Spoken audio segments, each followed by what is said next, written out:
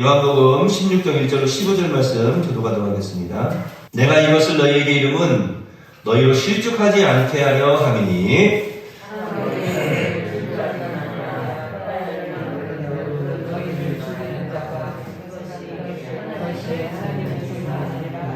그들이 이런 일을 할 것은 아버지와 나를 알지 못함이라.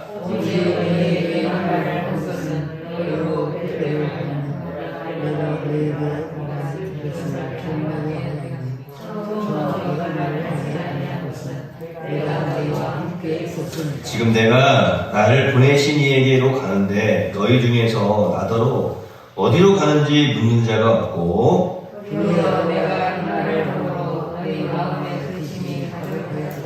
그러나 내가 너희에게 실상을 말하노니 내가 떠나가는 것이 너희에게 유익이라. 내가 떠나가지 아니하면 보혜사가 너희에게로 오시지 아니할 것이요 가면 내가 그를 너희에게로 보내리니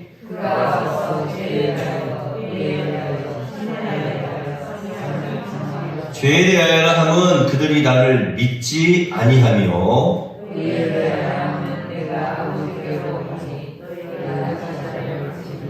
심판에 대하여라 함은 이 세상 임금이 심판을 받았습니다.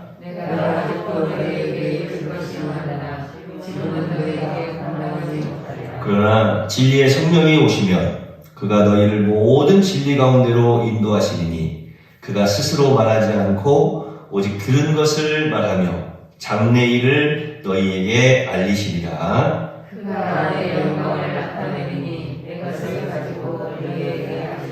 함께 보겠습니다. 무릇 아버지께 있는 것은 다 내 것이라. 그러므로 내가 말하기를 그가 내 것을 가지고 너희에게 알리시리라 하였노라. 아멘. 옆에 계신 분들 바라보시고 말씀 듣고 은혜 받으세요. 다들 건강하세요. 행복하세요.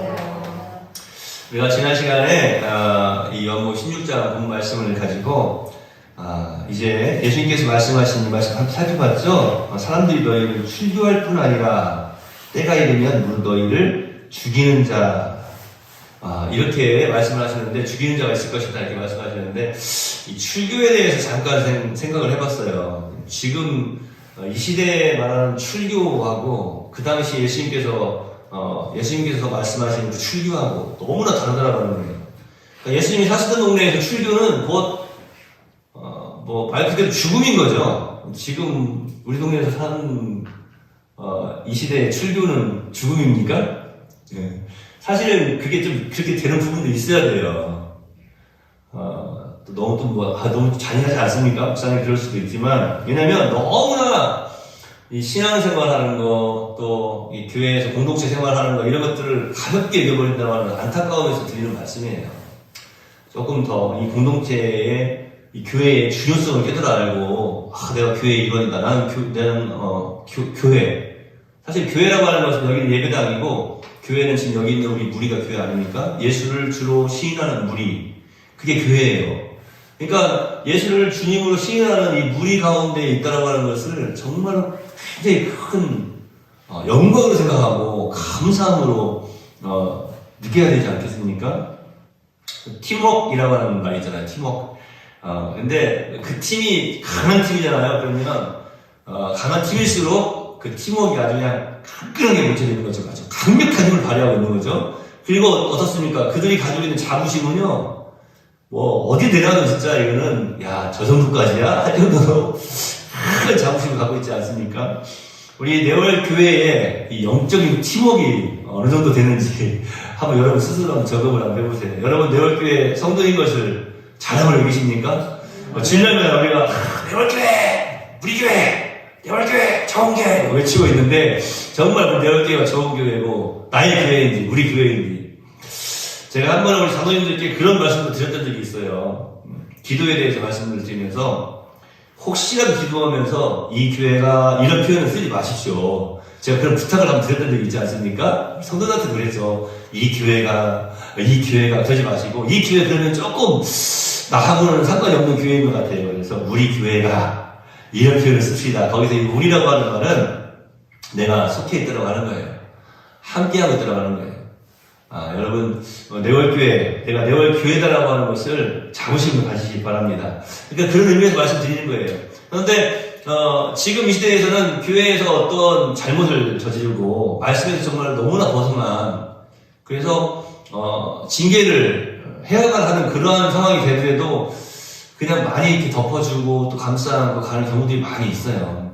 그도 그럴 것이 여기서 어떤 출교를 한다, 7일을 한다, 징계를 내린다? 예를 들어서 당신은 3개월 성찬 정지, 성찬식에 참여할 수 없습니다. 당신은 우리 교회에서 함께 공동체에서 예배드리는 그 장소에 참여할 수 없습니다. 이런 이야기 하면 요즘 웃어버리죠. 그래, 여기서 예배 안 드리더라도, 그럼 저 3개월 동안 혹은 6개월 동안 다른 교회 갔다 올게요. 이렇게 갔다 온다고 하면 좋은 거죠. 그런데 갔다 옵니까? 다른 데로 가버립니다.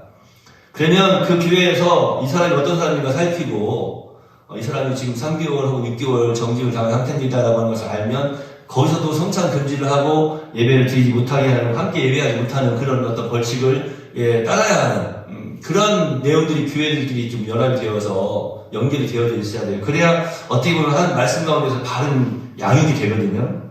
그러니까 그런 측면에서 보면은, 이 징계라고 하는 측면에서의 양육은 이제 지금 현대 교회에서는 사라진 거예요.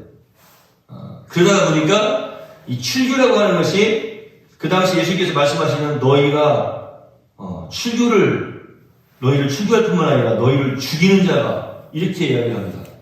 그러니까 죽인다고 하는 말을 들으면 야, 좀 큰일 났구나 이런 생각이 드는데 출교한다고 하는 말을 들으면 우리는 그것은 아무것도 아닌 것처럼 생각이 든단 말이죠. 그래서 제가 조금 설명을 해드렸죠. 특별히 이제 스데반이라고 하는 사람을 통해서 말씀을 드렸어요.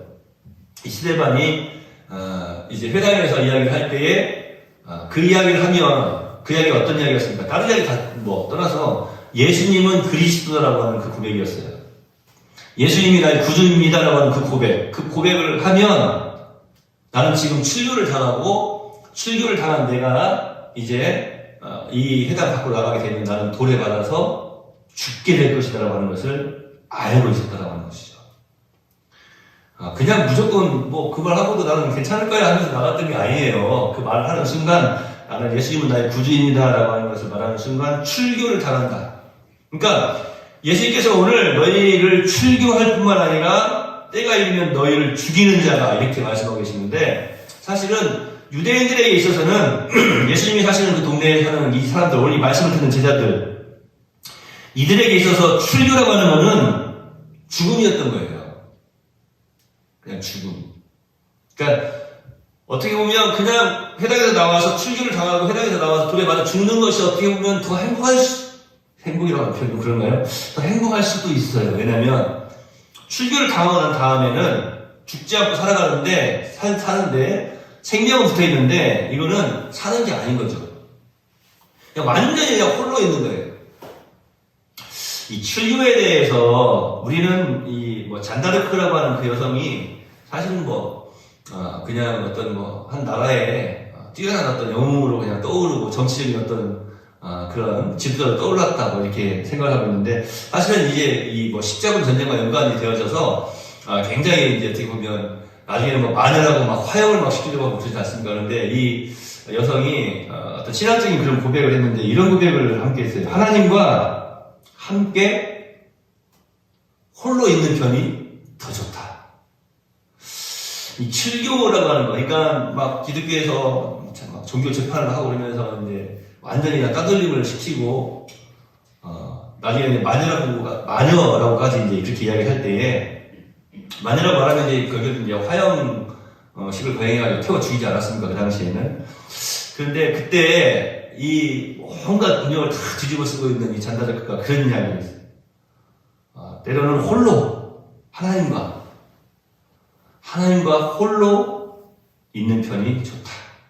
그러니까 하나님하고만 있는 거, 그냥 하나님과 홀로 있는 거, 그것이 더 좋다. 이런 고백을 했는데 그게 무슨 말일까요? 사실은 아무도 그와 함께하지 않는 거예요. 우리 전에 요즘도 그런 게 있겠죠. 학교에서 왕따 이야기도 많이 있지 않습니까? 그 왕따 이야기 할 때, 누군가를 왕따를 시킬 때, 항상 하는 말이 뭐예요? 똑같은 말이에요. 너 걔하고 놀면 너 나하고 못 놀아. 나 너하고 안 놀 거야. 이렇게 해가지고 왕따시키잖아요. 너 걔하고 놀면 나 너하고 안 놀 거야. 걔하고 놀면 얘하고는 못 노는 거예요. 다른 친구들하고 못 노는 거예요. 그러니까 다른 친구들하고 많이 놀려면 걔하고는 안 놀아야 되는 거예요. 이 출교라고 하는 게 사실은 모든 그 동네 사람들한테 공포를 해버리는 거예요. 그리고 이 모든 유대인들에게 공포를 하는 거예요. 그 도시 전체에. 회당 전체에. 그렇기 때문에 어디 가서도 사실은 어떤 사람으로서의 어떤 생활을 할 수가 없는 거예요. 공동체에 딱 떨어진다는 거죠. 스데반 같은 경우에는 아까 말씀드린 것처럼 회당에서 예수님이 구주시라는 것을, 그리스도라고 하는 것을 고백하는 순간, 이제 나는 이제, 이 공동체 안에서는 외톨이가 되겠구나라고 하는 것을 누구보다 잘 알고 있는 사람이죠. 그런데도 포기하지 않습니다. 예수님을 구주로 시인하는 것을. 제가 지난주에도 그런 말씀 잠깐 드렸는데, 지난 시간에도, 우리는 이 땅에서 신앙생활 하면서 나한테 조금만 손해가 될 것 같으면 교회 다닌다는 거 말 안 하는 사람들이 많이 있어요. 우리 영으로 교회에 가서 내가 또 뭐 사업을 하고 장사를 하는데 교회에 가서 성도들한테 물건을 좀 팔기 위해서 또 사업을 좀 확장시키기 위해서 그런 뭐 사람들도 물론 있겠지만 내가 교회 다니는 거 내가 예수님 믿는 것이 조금이라도 나한테 손해가 될 것 같으면 말하지 않는 거예요. 뭐 또 직장 상사가 예수님 안 믿어요. 그런데 난 주일날 교회에 가야 됩니다라고 말하지 못하는 거예요. 어떻게 보면 그게 이 시대를 살아가는 처세술이라고 생각을 하는 거죠. 그게 잘 사는 방법이야. 뭐 끝까지 막 이렇게 막 순교하면서 그렇게 살아야 돼. 고개 숙일 땐 숙이고 그리고 또 타협할 땐 해야지. 제가 지난 주일에도 그런 말씀 제가 드렸지만 좋아요. 다 타협하고 다 고개 숙이고 하는 거 괜찮아요. 그런데 한 가지만은 타협하지 말라는 거예요. 이 신앙의 정체성이죠. 예수님이 나의 구주시라는 거. 예수님이 나의 구원자라고 하는 것. 예수님이 나의 그리스도, 오직 한 분, 나의 그리스도라고 하는 것은 절대로 타협해서도 안 되고 그것을 가지고 머리 숙여서도 안 된다고 하는 거예요. 스데반은 그렇게 한 거예요. 이 잔다르크의 고백이 참, 저는 그전에는 잔다르크가 별로 너무나 좀 정치적으로만 이렇게 이용을 당했구나, 안타깝다, 이렇게만 생각했는데 말씀을 준비하면서 이 출교에 대한 내용들을 준비하면서 이렇게 그 공동체에서 쫓겨나서 그 감옥에 갇혀 있으면서 때로는 하나님과 홀로 있는 편이 좋다. 이런 고백을 할 때 어떤 마음이었을까? 사랑하시는 성도 여러분, 우리가 세상에서 사실은 예수님을 믿지 않는 죄인들과 이렇게 말씀드리면 우리 또 부모님도 예수님 안 믿는 부모님도 계시고 우리 가족들 중에도 있고 또 내가 사랑하는 사람들과 내 이웃 주변에 내 이웃 친척들 친구들도 있는데 죄인이라고 하면 우리 목사님 예전에 말씀하신 그런데 오늘 이렇게 말씀을 하셨어요. 예수님께서 뭐라고 말씀하셨냐면요. 죄에 대하여라고 했는데 이 죄가 뭡니까? 그들이 나를 믿지 아니함이요라고 했어요. 성령께서 심판하시는데 세 가지 것에 대해서 심판한다고 했지 않았습니까? 죄에 대하여, 의에 대하여, 이 심판에 대하여서 너희를 책망하신다라고 말씀하시는 거예요. 그건 잘못된 것이다라고 지금 책망하고 계시는 거예요. 예수님을 믿지 않는 거예요. 그러니까 예수님을 믿지 않는 사람들, 저희 표현을 그렇게 표현한다고 하지만 그것도 성경적인 의미로 보면은 참 힘들고 어려운 말 아닙니까? 그래서 우리가 더 기도해야 돼요. 내 사랑하는 가족들이, 내가 사랑하는 사람들이, 우리 이웃들, 친척들이, 우리 마을 주민들이 성령님께 책망 듣는 사람들이 되지 않도록. 그래서 열심히 그런 부분들을 기도해야 돼요. 더더욱이 나 자신이 예수님께, 우리 성령님께 책망 듣는 자가 되어서는 안 된다라고 하는 거예요. 우리 다짐합시다. 저와 여러분이 참 이 스데반의 이야기는 사실은 여러 시간에 걸쳐서 사실 우리가 살펴봐야 돼요. 스데반의 마음을 우리가 한 번이라도 돌이켜본 적이 있느냐. 아유, 돌에 맞아 죽었대. 얼마나 끔찍해 아팠어. 얼마나 아팠을까. 그러면서도 세상에 주님 바라보니까 환한 천사의 얼굴 같이 변했네? 이렇게 하고 넘어갔는데요. 그게 아니라 그 순간순간의 그 삶 속에서 그가 느꼈던 어떤 그런 많은 도전들과 또 고민들 이런 것들을 우리가 한번 생각해 봐야 된다고 하는 거예요. 그래서 저와 여러분이 좀 다짐해야 돼요. 뭘 다짐해야 되냐?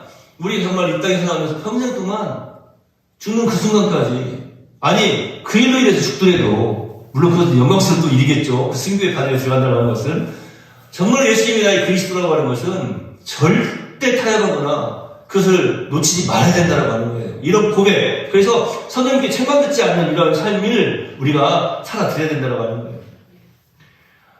예수님을 믿지 않는 사람들과 행복을 누리고 함께 즐기면서 참으로 좋은 그 웰빙의 삶, 그 행복의 삶, 너무나 멋지고 그리고 귀한 삶, 사람들 다 생각할 때 사람들이 좋아하는 그 귀한 삶이죠. 그렇게 평안하고 또 행복한 그런 성공적인 삶, 이렇게 말하는 거죠. 그런 삶을 지내는 것보다 이거 하나 우리가 좀 다짐하더라고 하는 거예요. 차라리 예수님과 함께 나는 고독한 편을 택하겠다라고 하는 거죠. 우리가 찬송할 때 그런 찬송이에요. 세상 즐거움 다 버리고 세상 자랑. 그 다음에 저는 그 찬송할 때마다 그 이제 하는 자 말할 때마다 항상 고민이 돼요. 여러분 고민하실 때 없으시죠? 세상 자랑 다 얼마나 길게 해야 될지 모르겠어. 그 다가 너무 많아. 그잖아요. 그 다가 너무 많은 거예요. 그 다를 몇 박자를 빼야 되는 거야 도대체. 세상 즐거움 다 버리고 세상 자랑 다 몇 박자를 빼야 되는 거, 이런 생각이 들어요. 고민이 되고. 그런데 예수님과 함께 있는 편이 낫다라고 하는 거예요. 그것이 저와 여러분의 신앙의 고백이 되어야 되지 않겠습니까? 이것이 바로 그리스도인의 길입니다. 말씀을 준비하면서 저도 다시 한번 도전이 되더라고요. 그래.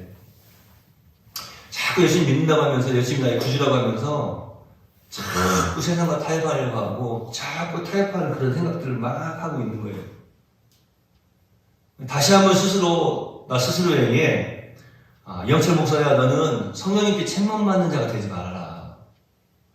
네가 지금 예수님 믿는다라고 말하는 그 믿음이, 그 고백이 진실되어서 성령님은 다 아신다. 진실되어서 성령님께서 너를 책망하지 않으시고 너를 기뻐하실 수 있는 그러한 사람이 되어라.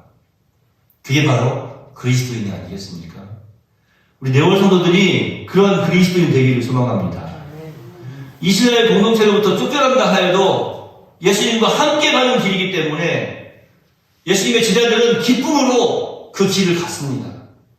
너희가 죽을 것이다, 너희를 죽일 것이다 라고 말씀해 주셨음에도 불구하고 그들은 죽음의 길을 걸어간 거예요. 물론 그것도 결국에는 성령의 역사죠. 이 시간에도 저와 여러분이 간절히 고백해 봅니다. 우리 성령님께 간구해 봅니다. 많은 사람들이요, 성령의 역사를 오해할 때가 많아요. 이 성령의 능력을 오해할 때가 많거든요. 우리 네월 성도들은 절대 오해하지 마시기 바랍니다. 성령의 능력은 막 내가 열심히 막 기도하고 열심히 막 신앙생활하고 열심히 봉사하고 막 그런다고 해서 나에게 막 들어와가지고 이 성령의 막 나의 능력이 막 레벨이 막 점점 쌓여지고 그 기름 없어지면 주유소 가가지고 기름 넣으면 이렇게 딱 게이지 올라가지고 만땅 채워지듯이 막 성령의 능력이 채워지고 그런 게 아니에요. 성령 하나님이세요. 그 사람들이 자꾸 오해를 해요. 특별히 제일 많이 오해하는 게 이렇게 귀신론 따르는 사람들. 이런 사람들 보면은 막 성령의 능력을 너무나 강조하다 보니까 나중에 보니까 하나님이 아니에요. 자기 안에 채우는 능력으로 돼버린 거예요. 안 그래요. 성령님께서 우리를 책망하시는 분이세요. 우리가 그리스도, 즉 예수님을 그리스도로 인정하지 않는 삶을 살아갈 때 우리를 책망하시는 분이십니다. 성령 하나님이십니다. 그래서 우리가 그 하나님께 간절히 고백해야 되는 거예요. 간절히 또 성령님의 능력을 의지해야 되는 것입니다. 그래야만 비로소 그리스도인의 길을 바르게 걸을 수 있고, 너희가 출교를 당하고 핍박을 당할 것이다, 너희가 죽음을 당할 것이다 라고 하는 그런 말씀 앞에서도 담대하게 예수의 복음을 증거하는 삶을 살아드릴 수 있다고 하는 거예요. 이 시대에 저와 여러분이 얼마나 예수의 복음을 전합니까? 제가 오늘 그런 생각을 했어요. 제가 아까 오면서도 오늘 마을에 무슨 잔치예요? 마을 무슨 개를 한다고. 아, 개를 걔는 여기 키우는 개는 아닐 것이고. 그래서 제가, 오늘 점심 때부터 같이 식사도 하시고, 그러니까 윷놀이도 막 하시는 것 같더라고요. 윷놀이 맞죠? 윷놀이도 막 하시고, 윷놀이 아니었어요? 하여튼 게임도 막 하시는지 그게 막 자식을 막 웃음소리도 들리고 그래요. 제가 저 계단을 타고 한번 올라가서 어른들을 인사를 하고, 예수 믿으세요. 노래를 하면 제로만 부니까. 그러면 동네 분들이 뭐라고 하실까? 아이고, 우리 목사님이 지금까지는 분수 같은 짓을 안 하셨는데, 오늘은 왜 갑자기 오셔가지고 이렇게 철을 치시나, 그러실지도 모르겠어요. 아니면 저한테, 목사님 한잔 하세요 하면서 맥주라도 한잔 따라주실지 모르겠는데, 그런 생각을 해봤어요. 요즘 우리가 신앙생활 하면서 내 입술로 예수님을 믿으라고 증거하는 일들이 얼마나 있느냐라고 하는 거죠. 그러면서 그런 생각을 했습니다. 내 입술로는 성령님께 칭찬받지 못해도 나의 삶을 통해서는 그러면 더욱더 성령님께 칭찬드려야 되지 않겠는가. 그래서 놀라운 게 있어요. 우리의 입술로 복음을 증거하지 않으면 그들은 들을 귀가 없는 것이죠. 기회도 없는 것이죠.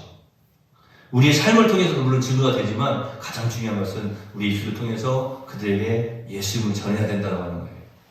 저 다짐했어요. 동네 어르신들이 지나가면 눈치 보실까봐 교회에 좀 오세요. 예수님 믿으세요. 이런 말을 자주 안 했어요.